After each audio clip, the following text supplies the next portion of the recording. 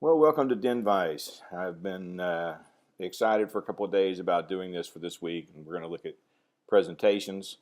I may not do a video every day, but today I thought I would just sort of introduce where we're going, and I promise it won't be very long. One of the things that has irritated me for a long time when I go to professional development sessions, especially, is when I stand or I sit in the audience and somebody is presenting and everything they're saying is written on the slide in front of me.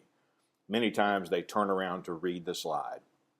I guess one of the reasons it irritates me is because that used to be me.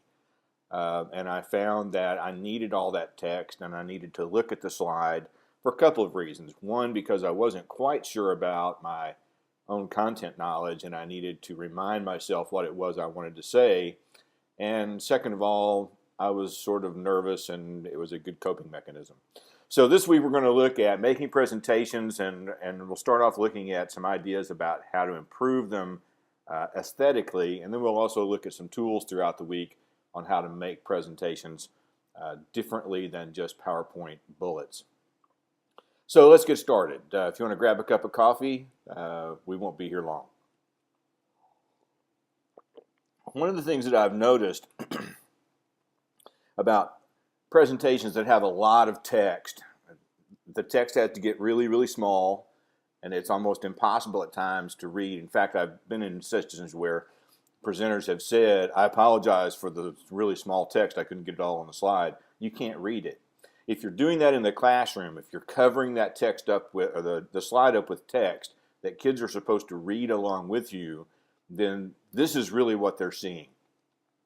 Either they are seeing this and listening to you, or they are hearing this and reading the slide, because it is impossible for the brain to do two things at one time.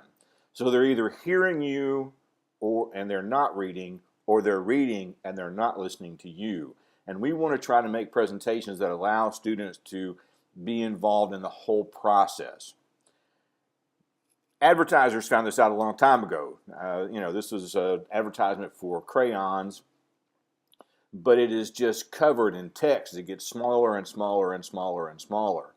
And it's cluttered, it's hard to see, it's hard to understand, and your eyes quickly divert from it and go look at something else. So advertisers found out that white space really helps draw your attention to what little bit of text you have on the page.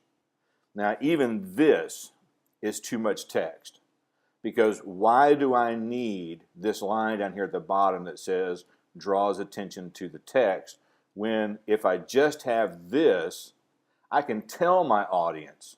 They don't need to read that the white space draws attention. I need to tell them. I'm telling a story, whether it's a story about English or a story about math or a story about science. I'm crafting a story for my students in my classroom, and I need the presentation to be something that helps me craft that story, not interfere with what I'm trying to tell them. So my advice is stay calm and count to 10. And by that I mean don't put any more than 10 words on a slide. That's it. Big text, don't fill the whole slide up with text, but big text that's easily readable from the back of the room, even for people that need reading glasses like I do. And just let the kids sort of glance at that text to give them an idea of where you're going, but then just talk to them and tell them what's happening. Here's a slide that's typical of what we might do. In fact, I've used this slide as an example in another presentation I did about storytelling and what storytelling does to the brain.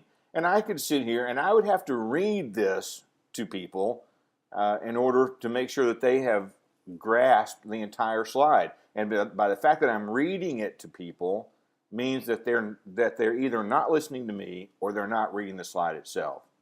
So as we go through this thing about how stories impact the brain and how two people communicating with one another, the storyteller actually impacts the neurons of the brain and the listener, and how that interacts and start to form connections and things. I could simply use this slide and then give them the information. And I don't have to read the information, and I don't have to make it difficult on the people in my class or in my audience. But even better than this would tell the story. So moving from too many words to few words, and then moving from few words to images will help you in gaining the attention back of your students in the class. And I think that's important. Now, obviously, this is more difficult perhaps for younger teachers of younger ages where they might need the text on the board, especially if you need them to write things down. So there's a time and place for more text on the slide.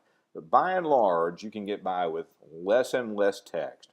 So here's what I'm going to ask you to do. I'm going to ask you to break a few eggs.